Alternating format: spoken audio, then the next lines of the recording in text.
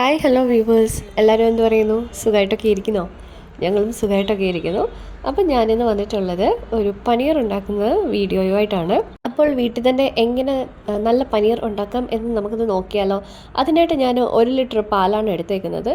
Full cream മിൽക്കൊന്നും അല്ല, വെറും സാദാ പാൽ തന്നെയാണ്. അപ്പോൾ ഞാൻ അത് ചൂടാക്കാൻ വേണ്ടി സ്റ്റൗവിൽ വെച്ചിട്ടുണ്ട്. ഇനിയും നമുക്ക് പാല് പിരിക്കാൻ ആവശ്യമായിട്ട് ഒരു നാരങ്ങ ആവശ്യമുണ്ട്. അപ്പോൾ ഞാൻ നാരങ്ങ പിഴിഞ്ഞ് വെച്ചു. ഒരു നാരങ്ങയുടെ നീരാണ് ആവശ്യമായിട്ടുള്ളത്. അതിലേക്ക് 3 ടേബിൾ സ്പൂൺ വെള്ളം കൂടെ ഒഴിച്ച് ഡൈല്യൂട്ട് ചെയ്ത് ഞാൻ വെച്ചിട്ടുണ്ട്. അപ്പോൾ പാലൊന്ന് ചൂടായി വരട്ടെ. ഈ പാലിനെ പനീറിൻ്റെ ഫോമിലേക്ക് ആക്കാന്ന് പറഞ്ഞാൽ അത്ര പാടായിട്ടുള്ള കാര്യമൊന്നുമല്ല കേട്ടോ. ഞാനത് നല്ല പാടായിരിക്കും, സമയം എടുക്കുമായിരിക്കും, മെനക്കേടാകുമായിരിക്കും, ശരിയാവില്ലായിരിക്കും എന്ന പല പല റീസൺ കൊണ്ടാണ് ഇത്രയും വർഷമായിട്ട് ഞാൻ അതൊന്ന് ട്രൈ പോലും ചെയ്യാതിരുന്നത്. എന്നല്ല, എൻ്റെ കുഞ്ഞിന് പനീർ എന്ന് പറഞ്ഞാൽ ഭയങ്കര ജീവനാണ് കേട്ടോ. അപ്പം പുറത്തുനിന്ന് നമ്മൾ പനീർ മേടിച്ച് കൊടുക്കുന്നത് അത്ര നല്ലതല്ലല്ലോ. അതിൽ മായമുണ്ട്, അത് ഉപയോഗിക്കരുത്, കഴിക്കരുതെന്ന് നമ്മൾ പല ന്യൂസിലും പലരിൽ നിന്നുമൊക്കെ അറിഞ്ഞല്ലോ. അപ്പോൾ അത് കാരണമാണ് ഞാൻ വീട്ടിൽ തന്നെ ഉണ്ടാക്കാമെന്ന് വിചാരിച്ചത്. അപ്പോൾ നമ്മുടെ പാൽ നന്നായി തിളച്ച് വന്നിട്ടുണ്ട്. നമുക്ക് ഇതിലേക്ക് ഇനി നാരങ്ങാനീര് ഒഴിച്ച് പാലിനെ പതുക്കെ പതുക്കെ ഒന്ന് പിരിച്ചെടുക്കാവുന്നതാണ്. അതിലേക്ക് ഞാൻ ആദ്യമായിട്ട് 1 ടേബിൾ സ്പൂൺ നാരങ്ങാനീരാണ് ഒഴിച്ചേക്കുന്നത്. ഇത് ഞാൻ പാലിനെ നന്നായിട്ടൊന്ന് ഇളക്കുകയാണ്. എല്ലാം ഒന്ന് മിക്സ് ആവണമല്ലോ. നിങ്ങൾക്ക് വീഡിയോയിൽ കാണാവുന്ന പോലെ പാൽ 1 ടേബിൾ സ്പൂൺ ഒഴിച്ചിട്ട് ഒന്നും പിരിഞ്ഞില്ല. അപ്പം ഞാനിനി കുറച്ചുകൂടെ നാരങ്ങാനീര് ഒഴിക്കുകയാണ്. ഒരു 1.5 ടേബിൾ സ്പൂണോളം ഒഴിച്ചു.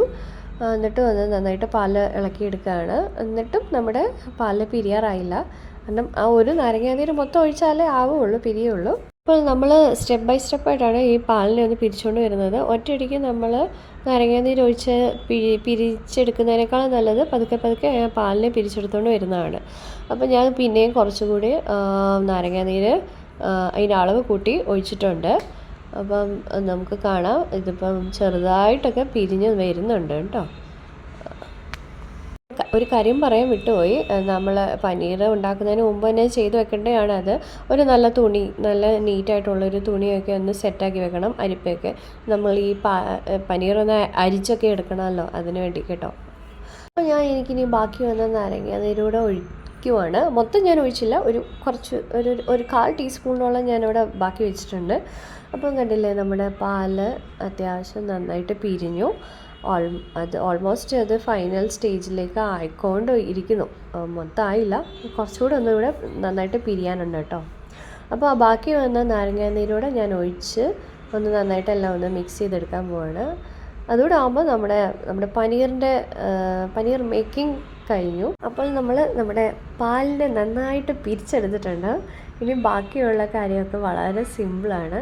ഈ പനീർ പാലിന് പിരിച്ചെടുക്കാൻ വലിയ പാടായിട്ടുള്ള കാര്യമൊന്നുമല്ല. ഒരു 10-15 മിനിറ്റിനുള്ളിൽ നമുക്കിത് മൊത്തം ഈ പ്രോസസ്സെല്ലാം ചെയ്തെടുക്കാവുന്നതേ ഉള്ളൂ കേട്ടോ. അപ്പോൾ ഞാൻ ഇതിൽ കുറച്ച് തണുത്ത വെള്ളം കൂടെ ഒഴിക്കുകയാണ്. കൂടുതൽ ഇരുന്നാൽ അത് വെന്ത് പോകുമല്ലോ, അതുകൊണ്ട് ഞാൻ കുറച്ച് തണുത്ത വെള്ളം കൂടെ ഒഴിച്ച് ആ ചൂടിനെ ഒന്ന് കുറച്ചെടുക്കുകയാണ്. അപ്പോൾ നമ്മുടെ നെക്സ്റ്റ് സ്റ്റെപ്പ് നമ്മുടെ പനീറും വെള്ളവും ഒന്ന് സെപ്പറേറ്റ് ആക്കി എടുക്കുകയാണ്. അപ്പോൾ ഒരു കുഴിയുള്ള പാത്രം എടുക്കുക, അതിൻ്റെ മുകളിൽ അരിപ്പ വെക്കുക. അതിൻ്റെ പുറത്താണ് നമ്മൾ ഈ തുണി ഇടേണ്ടത്. എന്നിട്ടാണ് നമ്മൾ ഈ പനീറിനെ ഒന്ന് അരിച്ചെടുക്കണം.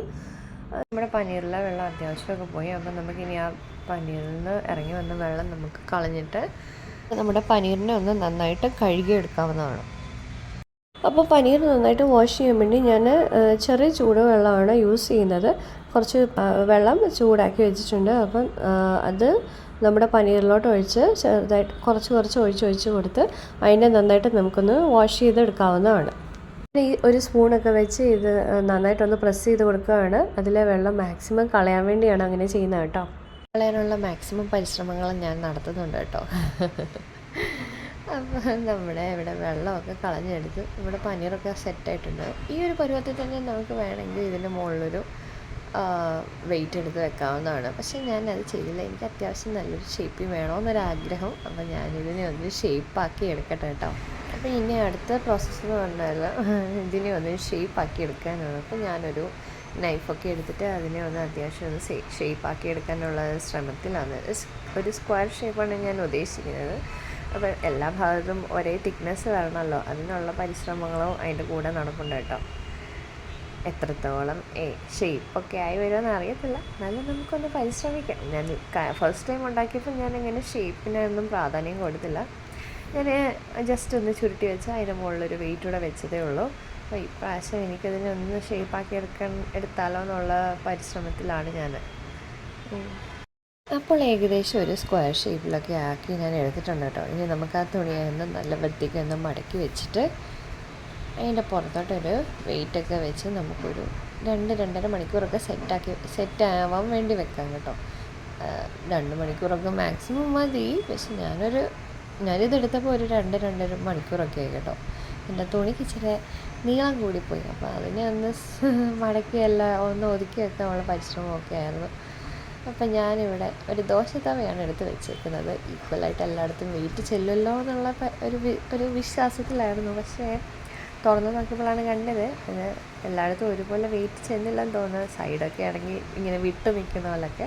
പക്ഷെ സാരമില്ല, നമുക്ക് ടേസ്റ്റ് മതിയല്ലോ, ഷേപ്പിലൊന്നും കാര്യമില്ലല്ലോ, നമുക്ക് തന്നെ ഉള്ളല്ലോ അല്ലേ. അപ്പം പെർഫെക്റ്റ് എന്ത് ചെയ്താലും പെർഫെക്റ്റ് ആവണമെന്നാണല്ലോ നമ്മുടെ എല്ലാവരുടെയും ഒരു ആഗ്രഹം. അത് വേണ്ടാണ് കേട്ടോ.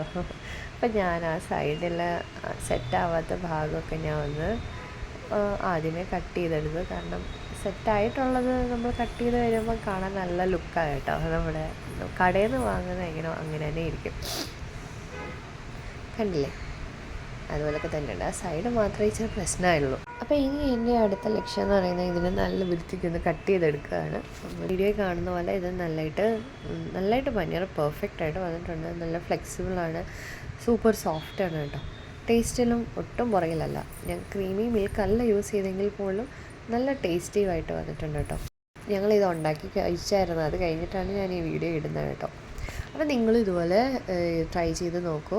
അധികം സമയമൊന്നും എടുക്കുന്ന കാര്യമല്ല കേട്ടോ പനീർ ഉണ്ടാക്കുന്നത്. ഞാനങ്ങനെ വിചാരിച്ചിട്ടായിരുന്നു ഇത്ര നാൾ ഉണ്ടാക്കാൻ. പിന്നെ ഇപ്പം കുഞ്ഞൊക്കെ ആയി കഴിഞ്ഞപ്പം നമ്മൾ ഇഷ്ടംപോലെ ന്യൂസൊക്കെ കേട്ടു പനീർ എത്ര പുറത്തുനിന്ന് മേടിച്ച് കഴിക്കുന്ന പനീർ എത്ര നല്ലതല്ല, മായമുണ്ട്, അങ്ങനെ ഇങ്ങനെയെന്നൊക്കെ. അപ്പോൾ ഞാനും ഓർത്ത് വെറുതെ എന്തിനാ കുഞ്ഞിൻ്റെ ആരോഗ്യം നശിപ്പിക്കുന്നത്, നമുക്ക് വീട്ടിലുണ്ടാക്കാമെങ്കിൽ വീട്ടിലുണ്ടാക്കാമല്ലോ.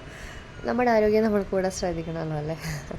അപ്പോൾ നിങ്ങൾക്ക് എൻ്റെ ഈ വീഡിയോ ഇഷ്ടമായെങ്കിൽ നിങ്ങളൊന്ന് ലൈക്ക് ചെയ്യൂ, സബ്സ്ക്രൈബ് ചെയ്ത് സപ്പോർട്ട് ചെയ്യൂ.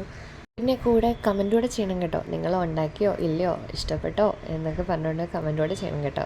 ഓക്കെ, അപ്പോൾ thank you for watching. Bye. See you in the next video.